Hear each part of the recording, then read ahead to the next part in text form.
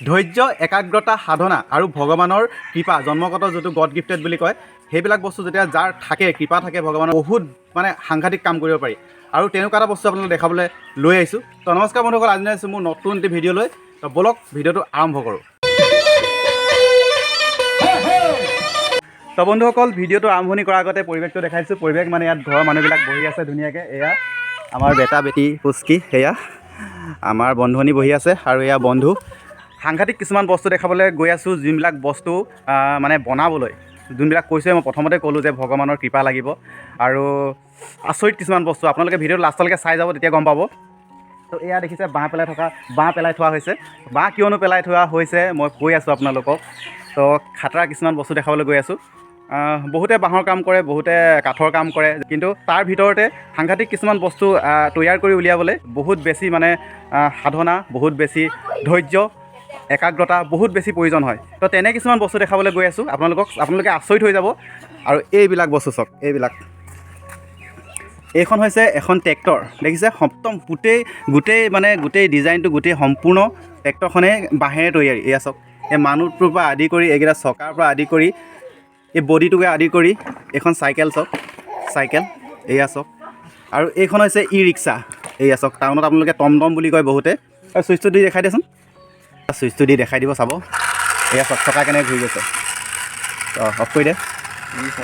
এয়া চাওক ৰিচাৰ্জেবল, এইটো চাৰ্জ দিলে মানে চলে। এয়া চাওক, এই চাৰ্জৰ পিন আছে, এইটো সাংঘাতিক কিছুমান বস্তু। এয়া চাওক, আৰু বহুত বেছি বস্তু বনাই থোৱা আছে, যোনবিলাক মই বাহিৰত উলিয়াই সকলোবিলাক বস্তু দেখুৱাবলৈ সম্ভৱ নহয়। তো এটা এটাকৈ দেখাই আছোঁ আৰু ভিতৰলৈকে এক জালক দেখাই দিম আপোনালোকক। এইখন হৈছে হেলিকপ্টাৰ। এইখন চাওক, চুইচ দিলে পাংখা চলি যায় এখন মানে, কিন্তু অলপ এইটো মানে বেটেৰীটো অলপ মানে ডাউন হৈ আছে।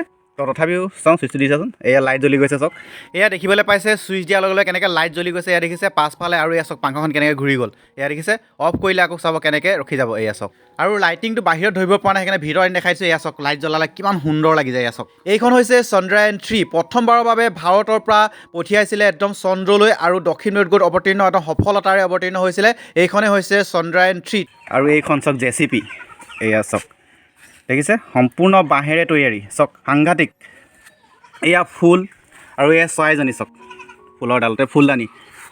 এয়া চাওক, আৰু আপোনালোকক দেখাই আছোঁ এতিয়া এই বস্তুবিলাক কোনেনো বনাইছিলে।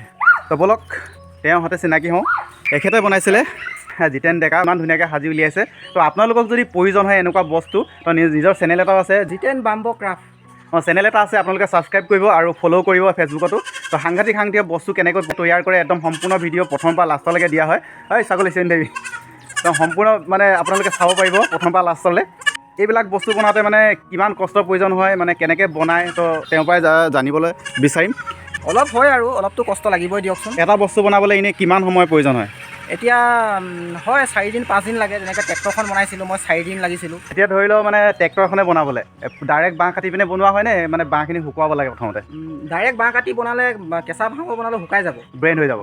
সেইটো কাৰণে তাক অলপমান দিন চেপি ৰাখিবলগীয়া হয়। তাৰ পানীখিনি শেষ হোৱাৰ পিছত বনালে এইটো লং লাষ্টিং কৰে। কাৰণ এইবিলাক বস্তু যুগমীয়া বস্তু। মানুহ মৰি গ'লেও, আমি মৰি গ'লেও এইবিলাক বস্তু থাকি যাব, কাৰণ এইবোৰ প্লাষ্টিক টাইপ হৈ যায়তো। এইটো পোকে খাবনে? যদি নাখায়। ইয়াত উৎপিন বাৰ্নিছ মৰা আছে। তো ভাবি চাওক কিমান সাংঘাতিক, আৰু মানে কিমান বেছি বস্তু, এটা বস্তু বনাবলৈ মানে বহুত বেছি ৰখিব লাগে, বাঁহ কাটিব লাগে, শুকুৱাব লাগে তাক। তো বহুত বেছি প্ৰচেছটো দীঘলীয়া, তো সেইকাৰণে বস্তুবিলাকৰ অলপ কষ্টলি হৈ যায়। কিন্তু ফিনিচিংটো দেখিলে আপোনালোকে আচৰিত হ'ব। এয়া চাওক ফিনিচিং, আপোনালোকে দোকানত কিনিবলৈ পাব এনেকুৱা বস্তু, কিন্তু এইটো ফিনিচিং আপোনালোকে নাপায়। মই এইটো গেৰেণ্টি দি দিম, এইটো ফিনিচিং আপোনালোকে নাপায়। তো আপোনালোকে ভিডিঅ'টো যিমান পাৰে শ্বেয়াৰ কৰিব, যাতে কাৰোবাৰ যদি প্ৰয়োজন হয় ল'ব পাৰে, কণ্টেক্ট কৰিব, কমেণ্ট কৰিব, তো ল'ব পাৰে। আৰু ইয়াৰ দামবিলাক আপোনালোকে নিজে পাতি ল'ব পাৰিব ধুনীয়াকৈ। তো সাংঘাতিক ফিনিচিং। আৰু কিছুমান সৰু বস্তুও আছে, এদিনত ধৰক 3 ঘণ্টা 4 ঘণ্টাটো বনাব পাৰি। আপোনালোকে যদি বনাব ইচ্ছা কৰে, নোৱাৰা কাম একোৱেই নাই, সকলোৱে কৰিব পাৰে। তো সেইকাৰণে ভিডিঅ' বনাইছে কেনেকৈ তৈয়াৰ কৰিব লাগে সম্পূৰ্ণ প্ৰথমৰ পৰা লাষ্টলৈকে। তো আপোনালোকে যদি ভিডিঅ' চাই যদি ইচ্ছা কৰে যে বনাবলৈ, খালি ধৈৰ্য লাগিব, তো আপোনালোকে বনাব পাৰিব।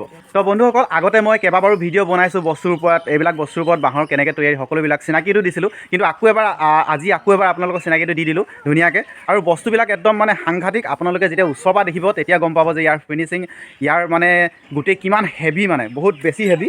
ইয়াৰ JCBখন দেখিছে কিমান হেভি।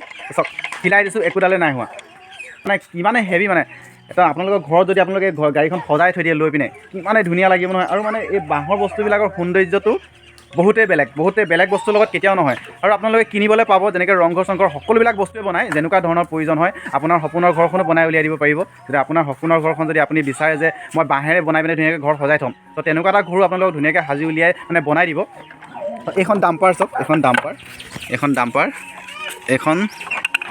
এইখন চব চলে চকা এইখন কেনেকৈ খোলে